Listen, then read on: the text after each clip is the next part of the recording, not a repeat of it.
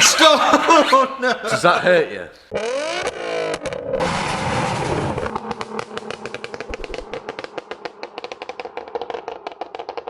So it puts you into the camera.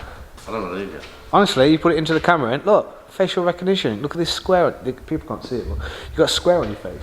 Are you recording? Yeah, I'm recording. Ah. So welcome back to another video. It's now Judgment Day, isn't it? It's Judgment Day for these arches. Give me the screwdriver. No, wait till after. So it's Judgment Day for these arches. You may also notice that the quality is a little bit different. That is because we have a different camera. We've got the G7X Mark III, which you'll start seeing older videos transition into the new one, so you'll see the older quality and the newer quality. We decided to go for this camera because it's classed as one of the best vlogging cameras. We may have to upgrade the microphone because we're not sure how this is going to go, so let us know what you think. We do have an external mic in this, which is great as well. But, as I said, Judgment Day. Arches on the 350. We have done one arch on the other side, we're not going to lie to you. We've done it on that edge, but you're not seeing it till the end. We kind of attempted the back arch, no, however... We didn't attempt it. Didn't, well, no, we didn't really attempt it, but we're trying... And realised, yeah, let's not do that yet. Yeah, we tried to obviously sort out the petrol cap issue, which we're still trying to figure out, so we'll leave that bit till later. But you'll probably see that anyway in this video by the end of it, because this is going to have to be done over a few days. So first things first, let's switch you guys around, just like so. Oh, let's spin there. So here, we've got obviously the 350. Jack's masked the whole side of it off here so we don't damage any of the wrap that we need to do. So first things first with this Veilside V3 kit, we've got the front arches. Now, if Jack just picks up this arch and puts it up to it,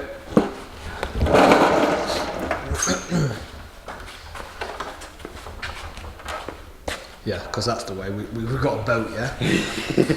So if Jack puts that up to it, on this kit, this has to fit here. I mean, in other kits, you can push it up so it goes around. But this kit, it has to be fitted there. You can push it all the way up, but it just looks a bit daft, doesn't it? Because it kind of puts this on a bit of like a camber, which it don't look good. It don't look good. So here, you can see right at the very front, it doesn't fit for anything. But I think I'm going to have to show him the other side. There we go. I'm going to have to show him the other side. So if you come around this side, here, it fits. Now, the way we've had to fit this kit is adjust it as we go along. So this section right here, again, this bit has been cut out. So there's been a big line along there. And then we can obviously fiberglass that in. We haven't done that quite as of yet because we've got to do it on the rear as well. But to fit these to start with, we need to cut along this axis, and then we need to keep putting it up to the car where we need it and start filing out the inside. So we're going to start doing that, record some cinematics in 4K, but it probably rendered in 1080 because 4K videos are hella big. So enjoy these cinematics of us cutting this arch and getting it to fit. We'll show you exactly where we do the cuts and all that fun stuff for anybody else that wants to fit it. And a massive thank you to Mark Simpson as well, that gave us some photos of when he fitted this kit. Thanks, man.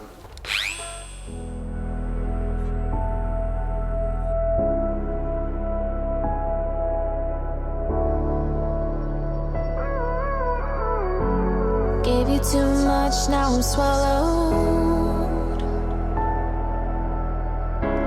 Now I'm the fool while you're breaking rules. Dangerous path that I follow. Oh, go on, just do what you do. And it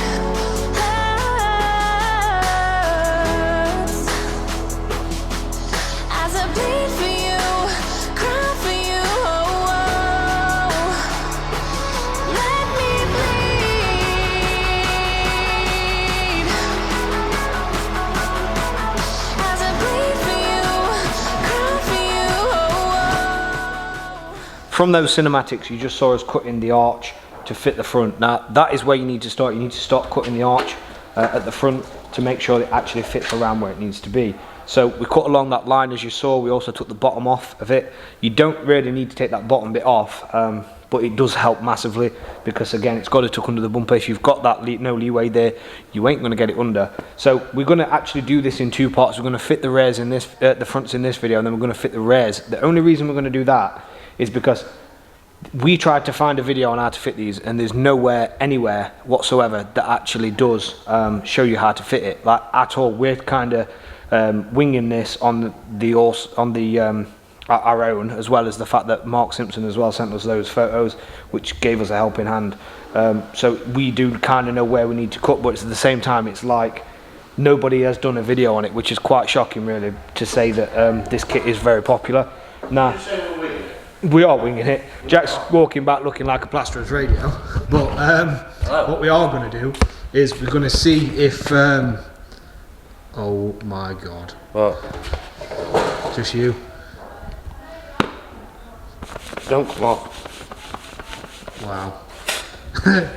So if you could just turn this arch over, Jack, I'm going to show you exactly where we've cut. So you can see here we've cut along this ridge.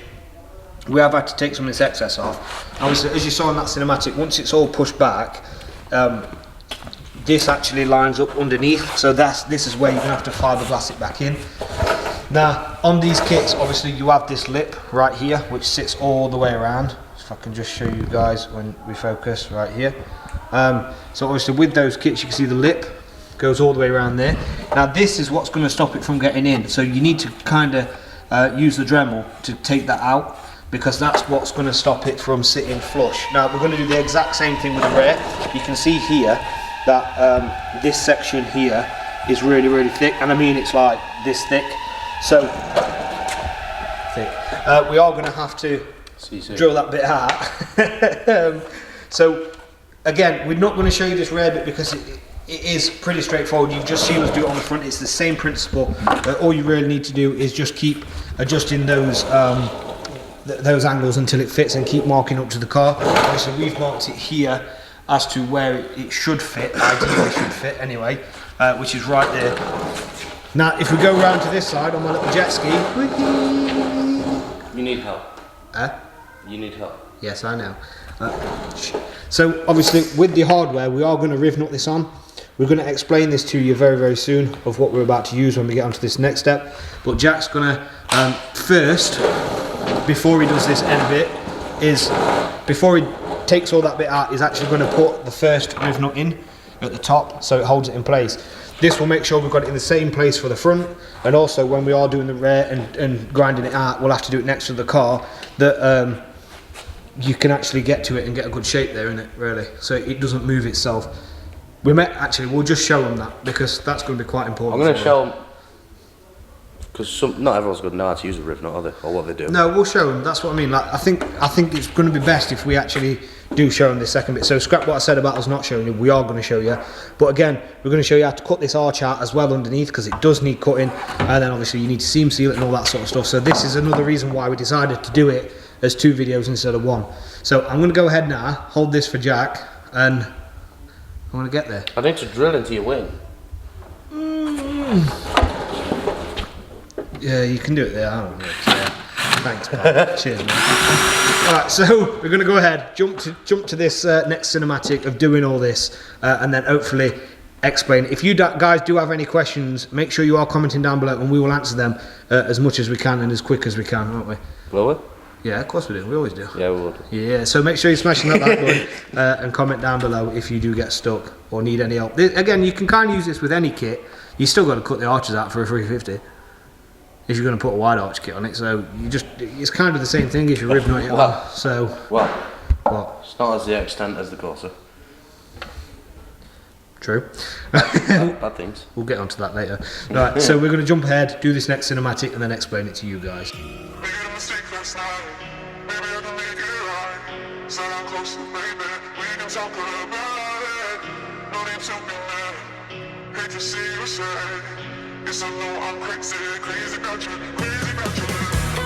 afraid sometimes. I know I get drunk some nights. I know I get way too high. I just wanna live it up with you. I know. A little bit of technical information here for you. So, well, I won't say technical, but a bit of stuff that you'll probably want to know. So make sure you drill in your pilot hole first of where it needs to be, and then you need to be working up to 8mm size. This is the size of the hole you're going to need for the actual riv nuts themselves. The riv nuts are M5. The bolts themselves are M5. Allen key bolts, aren't they? Did we get 40mm? No, 25mm. we've got 25mm. So the M4 Allen key bolts by 25mm. So that is the technical information you need there. If you've never used a rivnut gun, Jack's just going to quickly show you exactly what one does. You just saw in that cinematic, you can put one in. We'll probably skip the rest or do a couple on a cinematic to show you. We've just got to work it around after that. So I'm going to switch to Jack. Right new. Oh, all this fancy technology. Right, so Rivnut gun. I'm gone. We're focusing here. We've got focusing problems. Oh, there we go. So rivnut gun. Screw it on. Then when you squeeze, can you see it? Hang on, 1 second. Let's get him in focus. Right, go. Right, so if you stay there. So can you see the rivnut there? It's like squashed. Just there. There's like a lip in the middle. That's what it bites it to. So it squashes it. Basically the other side of the metal that's on the car. That's how a rivnut works, and that's how a rivnut gun works. You can then look in the inside and it's threaded on the inside, so that would allow obviously the M5 bolt to go in, which is handy to actually have. That's what connects it to the body itself, which is fantastic and which is great. So we're going to go ahead, we're going to drill these bits, and we're going to do the rear, aren't we now, to make sure Yeah, we need fits. to drill this side down. Oh yeah, we do, yeah. So we're going to put this bit side down. There or there. Yeah, I think it's the bottom one we do. Yeah, and then we go down. Yeah, so we do this one right here first, then we do all the way down. Bear in mind, this is why we've done this gap here, so you can fiberglass it. You are going to have to fiberglass this to make it so it smooths in. So we're going to skip this little bit as a cinematic because this video is going to be way too long already. But that little section there is the first bit you want to go on. Make sure it's all pushed up and it's all flush. So you want it to sit nicely where it needs to be, and then work your way down. Once you've worked your way down, you can then start filing out the rear of it as well, which again we'll show you in another cinematic on camera straight after this. So we're going to do that, and the next things you see are going to be the cinematic of this section being done.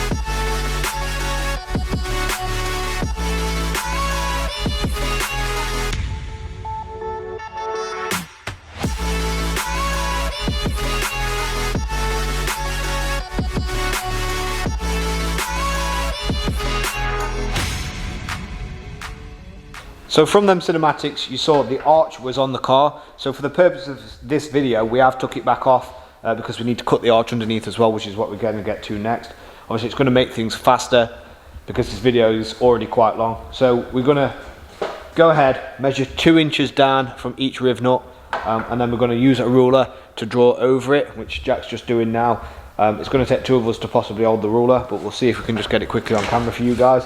We're going 2 inches down. Now the idea of this is you are going to have to take the wheel off. You are going to have to take the wheel arch out as well while you're cutting this. The wheel arches you won't be able to reuse. Well, you could just extend them as well later on, but we're going to come to that bridge when we get to it. Just got to make sure everything's masked off where you are going to be cutting. We are, like I said, doing 2 inches from each rivnut. We're not touching the bumper, we're not cutting the bumper, we're not cutting the side skirt. We are touching the front wing, and that's it. That's all we're cutting.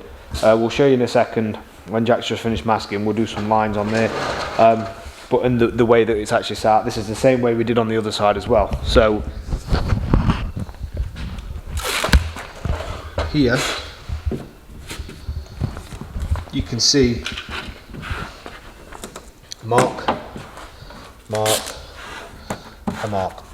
So we've gone down each rivnut exactly 2 inches, and he's put a mark. So now he's masking everything up of where we need to cut. On the other side, we went down, so we kind of went from here. We measured, I think it was 1 inch in, wasn't it? Was it 1 inch in or 2 inch? It was 1 inch. It was 1 inch. So we measured 1 inch in. We cut up to this, and then we cut all the way around the top, following it round down to the bottom, and then we left, I think, about a centimetre on the bottom, didn't we? On the other side, yeah, I'm sure we did. I'm sure we left about a centimetre on the bottom on that. But then once obviously that's been cut, you then need to check to make sure that there is nothing in the way inside the arch that you can see from the outside. If it is, cut it out because you don't need it. In an ideal world, a lot of people would measure 2 inch, fold 1 inch over. However, we're just going to seam seal it because we don't really see the point in that. A lot of people do cut it higher up, but as you can see from this other side, you don't need to, because if we go underneath right here, you can't actually see any arch. I know it's a bit dark in there, but you can't see anything that's there, and that is cut all the way to here. So you can't really see anything, you can't really feel anything. It just looks all clean in there, which is what you want in an ideal world. So we're going to go ahead here, do this. Well, Jack's already started. You can see it's just drawing the line.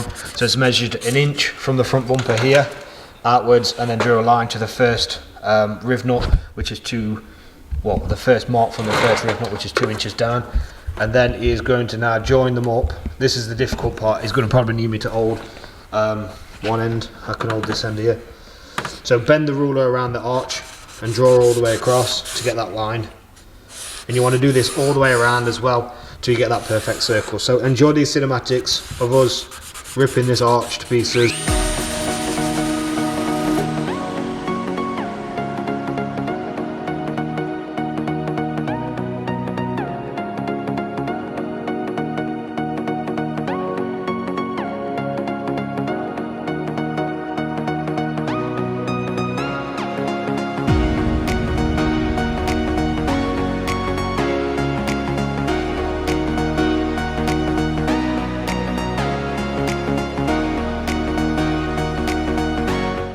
Jack, what did you just do?